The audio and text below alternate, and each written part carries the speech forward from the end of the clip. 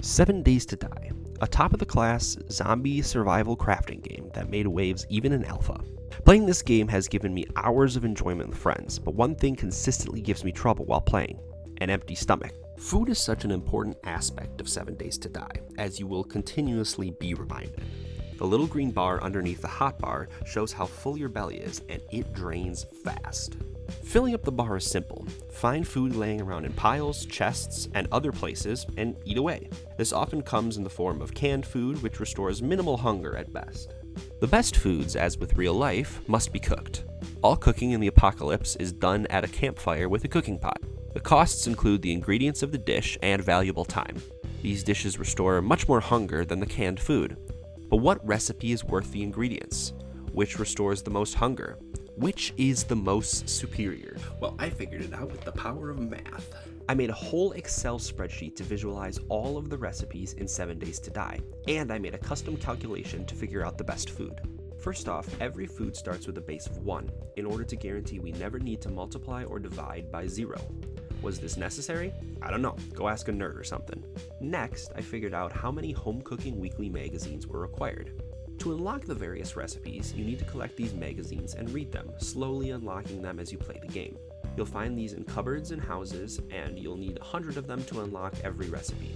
Upgrading the Master Chef perk will help you to find these magazines a little easier. Generally, the more books required, the better the recipe. To modify the base total, the number of books required was divided by 100 to make a percent, which was subtracted from the 1. Thus, more books means a lower score and a less valuable recipe because it takes more time to complete. Then there's the most obvious buff, the food bonus. The food bonus is easy, where higher is better, restoring more hunger. This number was divided by 10 and added to the total. The same is done for the water bonus. Some foods are dehydrating, some are rehydrating, contributing to your thirst bar. Stamina recovered was also calculated in the same way. Sometimes an extra bonus is provided. An example would be the pumpkin cheesecake that gives bartering plus 5% for 5 minutes. The bonus gives a +1 to the total, as it's not as valuable. The final aspect to worry about is what type of ingredients are required for the recipe. There are 2 types I classified: natural and canned. Natural ingredients can be obtained through farming and hunting. These are all the vegetables, fruits, bones, rotten flesh, and animal fat.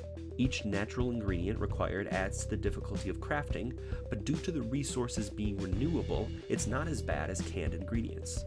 The number of natural ingredients is divided by 10 and subtracted from the total. Canned ingredients are not renewable. You must obtain them from looting. Thus, they are much more of a pain to use in recipes. The number of canned ingredients required is either 1, 2, or 3. So the number required is translated to 0.5, 0.25, and 0.125, which is multiplied by the total.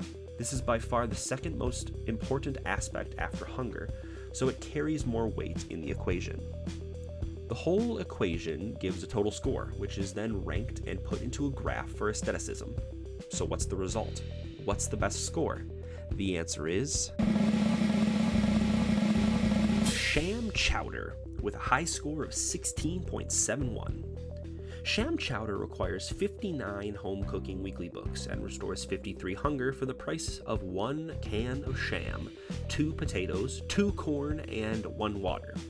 The catch here is that the can of sham can be crafted with the Sham Way secret recipe.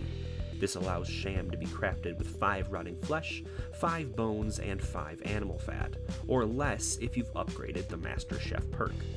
This means you can make sham chowder with only natural ingredients. Animal fat can be difficult to get, but not nearly as bad as canned food. If you're struggling to find the Sham Way secret recipe, try Hobo Stew, the second best recipe. It requires 35 books and restores 64 hunger for 6 to 10 rotting flesh, 2 potatoes, 2 corn, 1 animal fat, and 1 water. Arguably, this is the best recipe looking at the requirements, so pick the one that works best for you, to be honest. Recipes to stay away from are tuna fish gravy toast, shepherd's pie, spaghetti, and gumbo stew, which not only require 60 plus books, but also at least 2 canned ingredients.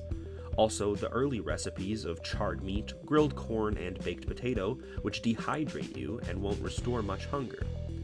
Look to make recipes at the middle of the pack, which restore good hunger but don't require much. I'll add the whole table in the description for you to check out. And with that, we've mathematically discovered what the best food in 7 Days to Die is. And hopefully this fills your belly and allows you to have more time to kill zombies instead of searching around for food. If you enjoyed this style of video, please leave a like, comment, and subscribe. I like this style of video. I just sort of thought it up, and I can do some other things with this sort of style. So if you like it, leave me some suggestions too in the comments, and we'll see you next time.